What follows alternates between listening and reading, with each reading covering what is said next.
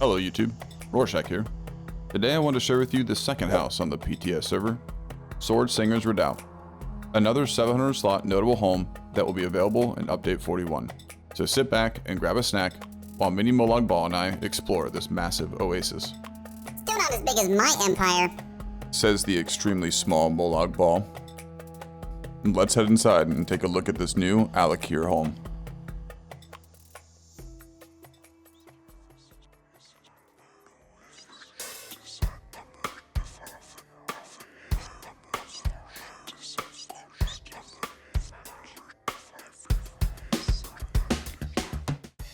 Alright guys, let's go ahead and take a look at this extremely unique home in alik'r Desert.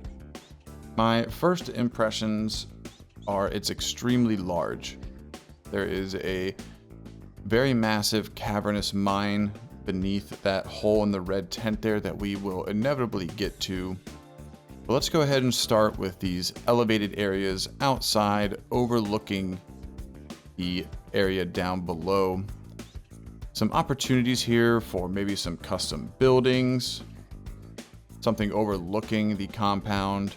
Those towers there are not immediately accessible, but with some good staircases, they could be maybe a bridge across to the other one, and we are able to utilize some spaces that weren't initially intentionally meant to be utilized.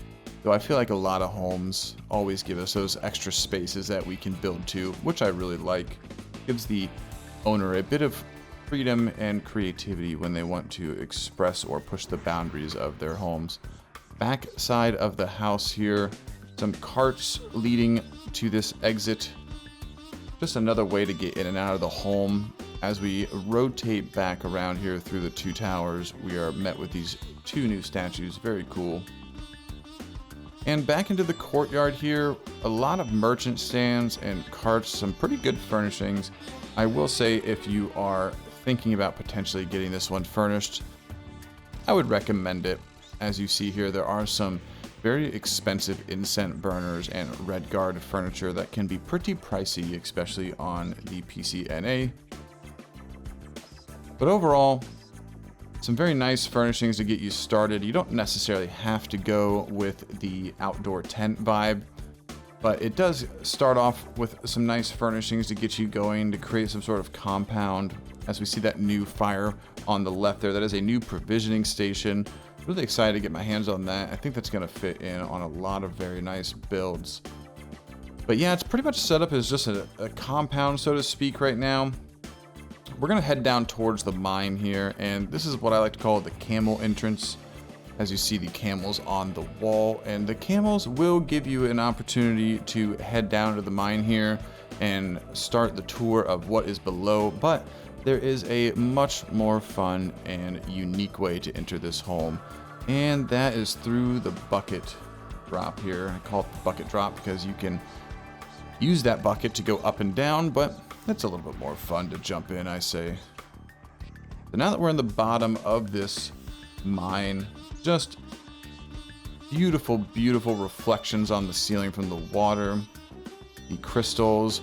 The blue plants on the walls are extremely common in many people's builds, so it's nice to see them just decorated everywhere already. Not counting towards your furnishings, but giving a beautiful blue luminous glow here. Walking up the ramp when you first initially get out of the water, you're going to see these stairs that lead up to a couple platforms, already decorated with a few basic furnishings. Kind of just going for a storage vibe down here right now. I'm having a hard time personally seeing what I would do with this space other than just decorating the areas for what they are. Maybe forcing somebody down a path or closing off walls and creating some sort of haunted or Halloween space could be fun. But beautiful fires that come with the house in the furnished version. That is what you guys are seeing here. Really help showcase how a little bit of lighting will go a long way down here. So going to be interesting to see if people add more floors or more platforms to round out some of these areas, make them less cavernous and directional. That could be an interesting use of the spaces. I personally would not want to put my crafting tables and other interactable items down here, as they might take a bit of time to get to, but maybe something artistic, showcasing build creativity would be awesome down here. It would be cool to see this turned into an actual mine, though we don't have any mine rails. We do have the carts, though the carts aren't interactable. It would be really awesome if we could start seeing some more interactable things in the Elder Scrolls Online.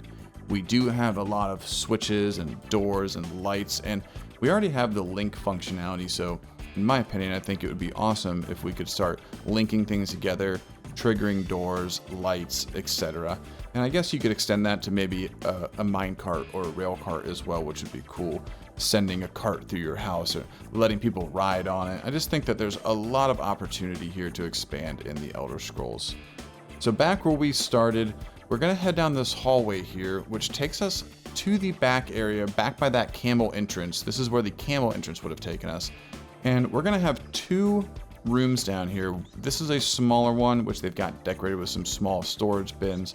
And then down the hallway here to the left, there is going to be a larger one, which we'll show you in just a moment. But before that, the most unique thing of the house, in my opinion, are the animals that you'll see outside of these fences here in the caverns.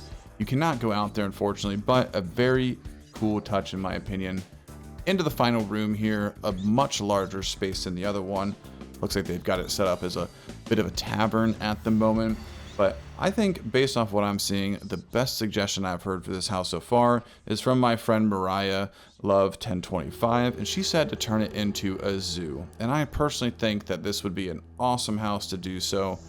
You've got some unique spaces downstairs to turn into either reptile rooms or small display areas, and then the outside just gives you the option to create fences and areas for people to enjoy what a zoo would have to offer. Now, if we could only get Elder Scrolls to give us a little bit more spaces for those pets and mounts, that would be awesome, because I think 12 was a little too limited, and having maybe 20 to 24 would really allow the creatives in this game to expand. And I think that's what Elder Scrolls could really do to make housing better, is just give everybody a few more spaces to really enjoy their creativity and expand on their builds. So yeah, guys, that's my overview of the house. I think it's a little big for me, though I don't think it's too big for the creativity of this community. And I'm sure that many people will prove me wrong and come out with absolutely incredible stuff. And I'm extremely excited to see what you guys come up with. Thank you guys so much for watching. Be sure to like, subscribe, comment, and share the video with your friends if you are enjoying these housing tours. And we will see you in the next video. Take care.